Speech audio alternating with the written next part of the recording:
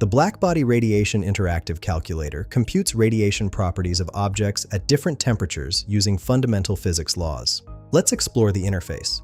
First, we have a drop-down menu labeled Select Calculation Mode with 6 options. Spectral Radiance at wavelength, total radiated power using Stefan-Boltzmann, peak wavelength from Wien's law, photon flux density, temperature from peak wavelength, and integrated radiance over band. For this demonstration, I'm selecting Spectral Radiance at wavelength.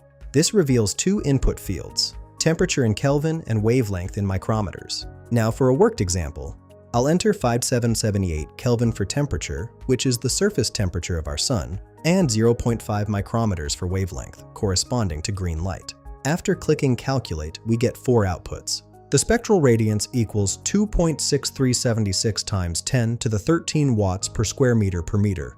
Per steradian shows 8.3956 times 10 to the 12 watts per square meter per steradian.